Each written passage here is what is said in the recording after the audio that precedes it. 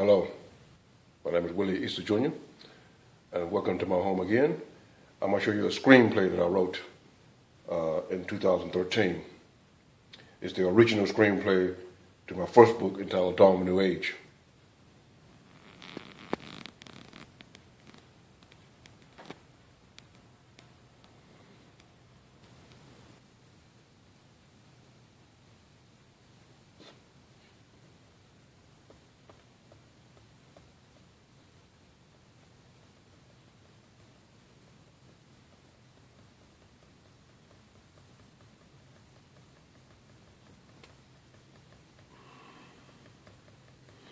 And here we are.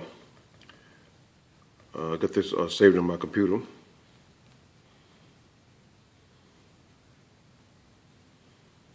It's saved in Microsoft Works word processor and copyright 2013. And it's the original Dawn of a New Age.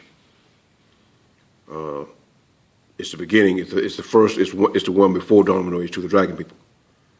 And this version, when I originally first published it back in 2000 through First Books Library, it was a manuscript and it was an ebook. It was an electronic book. And then I went back and I turned it into a screenplay.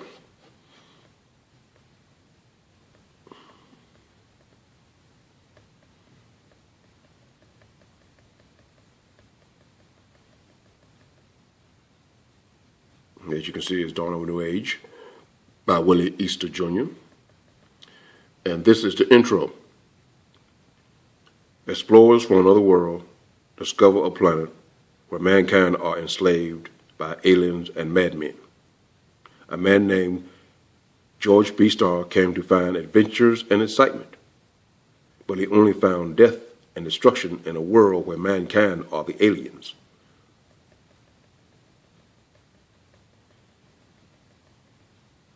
And this is where I have formatted out.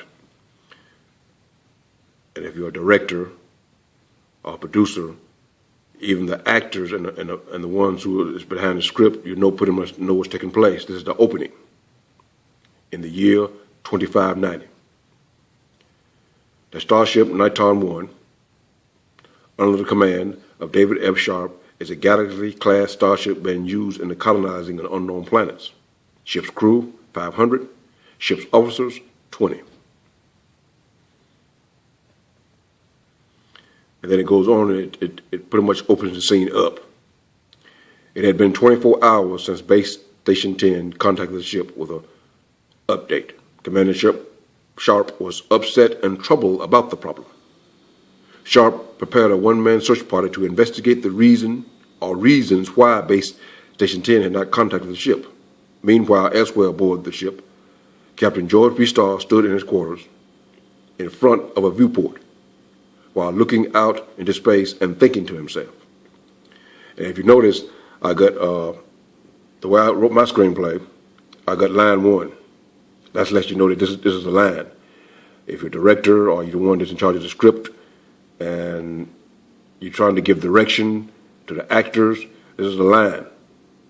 It also helps during the editing process because he's not going to be actually lipping this. I mean, the line will be recorded earlier, then you go back later on and then you do the shot of his face looking out of the viewport.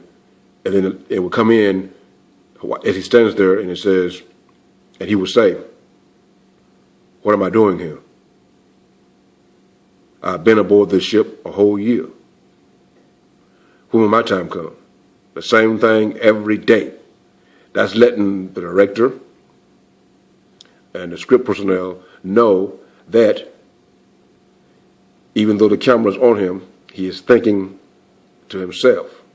And it's sort of like a voiceover as the camera shows his face, or it shows the back of him, and then it shows space as he stands there, and then he's thinking to himself, "What am I doing here? I've been aboard this ship a whole year. When will my time come?" The same thing every day. So all it means he's getting sort of bored of his routine and his duties, and he wants a little action. And that's the the opening. I mean, it's pretty simple to understand how it's set up. At that moment, the bridge paged Captain Starr. Now you see it goes down the line too, the bridge. Now the bridge is paging him in his quarters as he look out the viewport into space, and he's thinking to himself. But at that same moment, the bridge paged him, Captain Starr, to the bridge. Captain Starr, to the bridge, please. And you get further directions on down, and the rest was, I mean, the screenplay was exciting to write. I really enjoyed the process of writing the screenplay because I wanted to be able to write it for myself and understand how a screenplay is written. And this is the original format I set up in. Now, I've done 3 versions. I've done a past tense version. As you can see here, it says Sharp was startled by George's sudden words. Because if you go back up to the actual directions, it says George grabbed his coat and gun belt while proceeding to the bridge. He entered the bridge while putting on his gun belt. He noticed that Commander Sharp was upset about something. Sharp sat nervously waiting for Captain Starr to arrive. He didn't notice that Captain Starr had already come in. Avon Williams, the ship's communications officer, sat at her desk and watched what was about to take place between Commander Sharp and Captain Starr. George walked over to Avon's desk and smiled, and she smiled back at him. Commander Sharp still hadn't noticed Captain Starr. Sharp sat with his head down in deep thought. George approached Sharp while clearing his throat and stood beside the commander's chair. Then, now you notice I went down to line 3. Now this is the character, George, and you notice the way it's been set up. You get the line to the right, and you get the character's name to the left, because you know we read from left to right, so that's why I set up that way. And then George says, "You wanted to see me, Commander?" Sharp was startled by George's sudden words. Now, I think in most traditional screenplays, they use a future tense. You see a lot of S's. It probably would have read, Sharp is startled, or Sharp was startled by George's sudden words. And the way I wrote it, as you can see, it's written, Sharp was startled by George's sudden words. Then it goes down to line 4. Sharp, that's the character. "Yes, Captain, I didn't see you come in." That's just a reply. And he just basically says, George replies and says, "What's up?"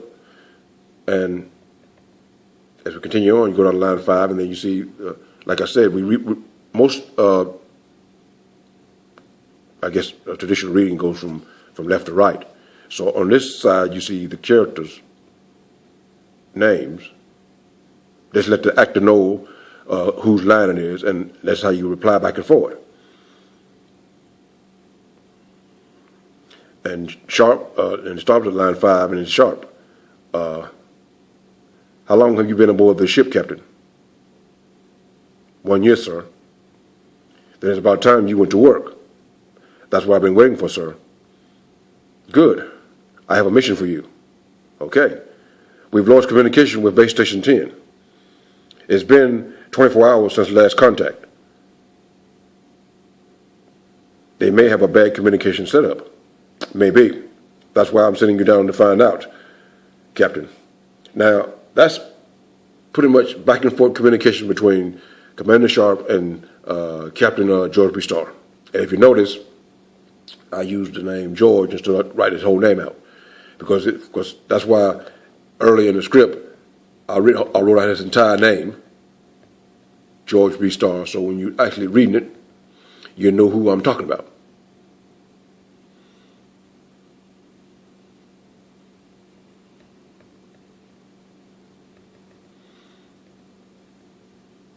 I mean, I had fun writing the screenplay. I mean, and doing my best to put this thing together and make it entertaining, exciting, and I wanted to put emotions in my screenplay, and I wanted to keep it original. And the one thing I do notice, when you send screenplays out to different studios, most of them will reject you right away. Because a lot of them don't like it when you put these lines in, like line 7 and line 6, and you get the character's name written out there. And I kept thinking, I said, well, how do they usually write screenplays? Because when I first wrote this screenplay, I didn't get any type of directions or any advice from any writers. I just simply sit down and said to myself, I want to write a screenplay, and I want to write it on my own, the way I think it should be, and I'm going to do it the way I want it done. So when I'm communicating to a director or a producer or a studio, this is basically a play. That's what a screenplay is. It's a play. But at the same time, it's got directions, it's got emotions, it's got things set up in the screenplay so that you can communicate with other people. This is what's taking place in this scene. This is what the camera will see and record, and what a movie-going audience will see. Like here, George looks over his paperwork. That's simple. Now, it's saying George looks over his paperwork. Base Station 10, a temporary setup.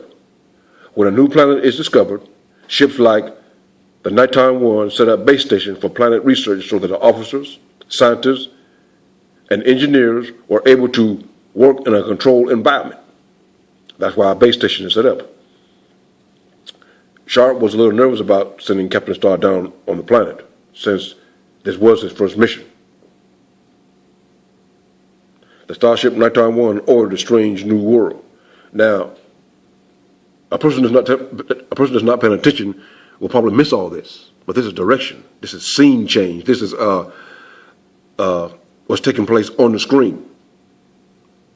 And it says right here, Sharp was a little nervous about sending Captain Star down on the planet, since this was his first mission. And then it jumps to this. The starship Nighttime One orbited a strange new world. And that's what you will see on the screen. At the same time, you can see an expression of nervousness on Sharp's face about Captain Star, about sending him down on the planet, since this was his first mission, since this was Star's first mission.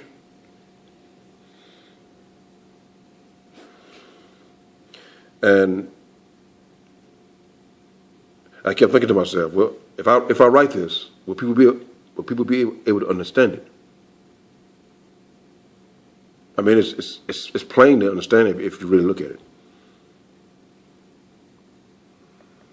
But the one thing I learned, no matter how well you write a script, no matter how much detail you put there, it still goes over somebody's head and they still won't get any understanding. Like the scene right here. This is Sharp speaking. George, be careful down there.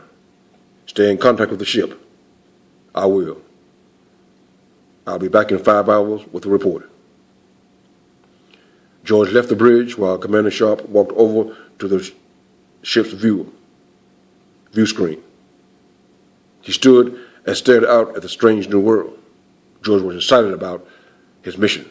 He returned to his quarters and prepared himself by packing an extra laser gun. He looked over at the wall and saw his nunchuck, chuckled, and packed it with the rest of his equipment and left.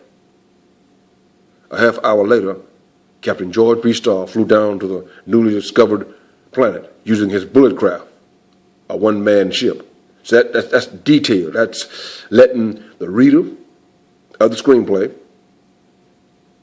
the special effects department, and all those that's around, that's reading this screenplay, exactly what's going to take place and how it's taking place. A half hour later, Captain George B. Starr flew down to the newly discovered planet using his bullet craft, a one-man ship. The blue skies were a delight to his eyes. He flew his ship across the landscape. As he flew, he contacted the ship with a report of his progress. Line 10. This is Bullet Craft 134, calling Nighttime 1. Come in, Nighttime 1. Now, if you see how this is set up, Avon on board the Niton. Now, the scene switches back to Avon. Now, the first scene, if you pay attention, George in his ship. That lets you know that the camera is showing a shot of him in his ship. Then the next scene is Avon on board the Niton. Now, that's the next scene. And then her line is, Niton, Avon here. She replied, George in his ship. The scene goes back to George in his ship. This is Captain Starr making my report. Avon on board the Niton. That scene goes back to her. Go ahead with your report. Go ahead with your report, Captain. And you see how easy that's set up. It's a screenplay. And everything I wrote, then it goes on and talks about he lands his ship and opens the hatch and climbs out of his ship and he removed his helmet. Now, like I said earlier, sometime when you do screenplays, some people write it in the future tense. It probably would have read Captain Starr lands his ship, opens the hatch, and climbs out of his ship. It probably read that way. He removes his helmet. He looks around and saw the dead bodies of his shipmates. But you see, as you can see, I wrote it in the past tense. He opened the hatch and climbed out of his ship. He removed his helmet. He looked around and saw the dead bodies of his shipmates lying about the ground. He walked through the destroyed remains of the base station while looking down upon the dead bodies of his shipmates. He was upset because of the ways his shipmates were murdered. And I kept thinking, I said, well, if I submit this screenplay, well, would it be rejected because I got it written in a past tense? And then someone will try to go back and try to rewrite it and just put a lot of S's in there. And that's something I don't like about when someone else gets your work and rewrite things, then they want to claim it as theirs. But as you can see, the screenplay is written out in a simple format so that anyone who's basically interested in a sci-fi film can understand it. Line 12. Now again, start thinking to himself, there's no one alive. The smell of burned flesh filled the air as Captain Starr continued to look for survivors. He tried to disregard the smell of burned flesh. George kneeled down on one knee and checked the body of one of his shipmates, restraining himself from showing any emotions. And that's the action that the actor has to do on screen to act this out and communicate to the audience as they view it on screen, so it'd be like the smell of burned flesh filled the air as Captain Starr continued to look for survivors. You will see that on the screen. You will see the dead bodies on the ground, decaying, and you see smoke coming up from the bodies because it's burned and they've been killed. And he tried to disregard the smell, and you see him probably putting either his hand up on his face and mouth and nose to keep from smelling it.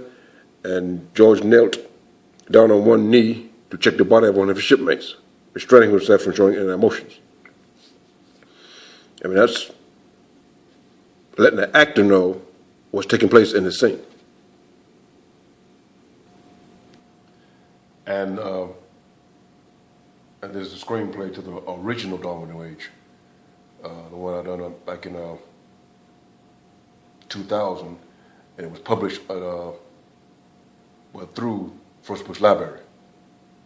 And it was an ebook at the time, and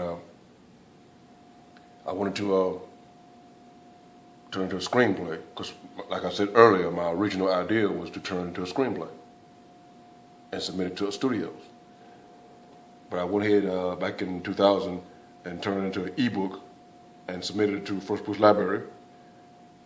And right now it's still there, but you can't download it because it's not really active. It's not an active book right now. But I've been actively trying to find ways to submit my screenplay to studios. And the one thing I noticed, they do give you a lot of runaround. That's what I don't like. You try to ask questions, intelligent questions, and you try to find the best way to submit a screenplay so they can actually get viewed. That's why I done this thing called a pitch a while back. It's on YouTube. Because I write screenplays, I write video game manuscripts, and I mean I tried to write everything. And it's been some times have passed on all of these things I've written, and trying to get someone interested in your work, it's pretty hard thing to do.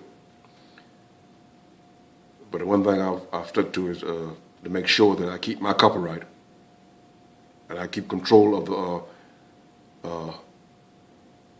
the artistic and creative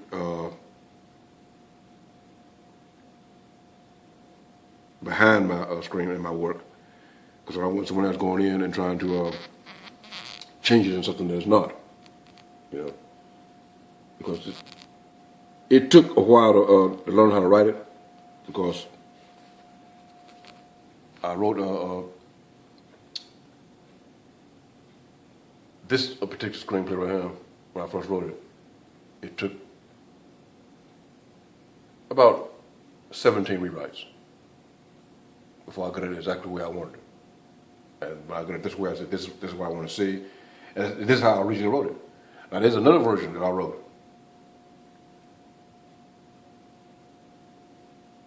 And I don't particularly like how the format looked, but it's, from what I understand, it's considered a screenplay. It's considered a traditional Hollywood screenplay. This is not considered a traditional Hollywood screenplay because I wrote an original. And when I wrote it, I said, this is the way I think a screenplay should look. And this is the way, how I'm going to submit it. And when I submitted some of my screenplays, I noticed they were rejected. And one guy said, well, it needs to be rewritten and then you can resubmit it. And I thought to myself, I said, well, if it's not written the way it's going to be accepted through you, send me a copy of a screenplay and let me see it. You never did. You never did.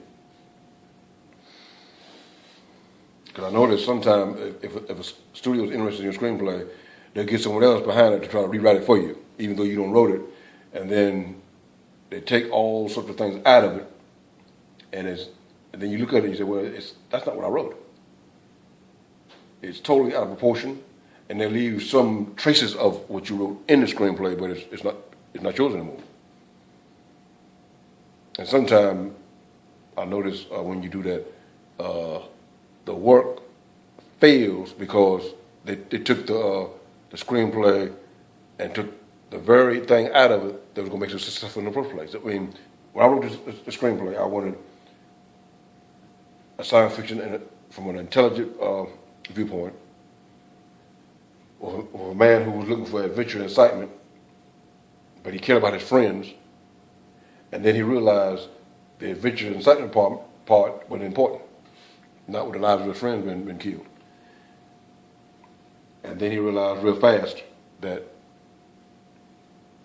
he needed to focus on not on adventure and excitement, but on finding out what killed his friends and will lead to the destruction of his ship and it's full of officers and his commander. That's the fear that's in him now. As he stood on this planet, which he named Bogged. I mean, he named it Bogged because of the swamplands and massive animal and plant life. I mean, he just gave it that name, but it's got another name. It's called the Dragon Planet because it's basically ruled by the Dragon Empire. And he don't know that. But I wanted to show you this. I'm going to go ahead and show you the other version of my screenplay. It's the same screenplay. Darwin Way is the beginning, the very first one. But I want you to see how the two screenplays is not exactly the same, but the story is still there. Even though I rewrote it in a different format, I kept the story there.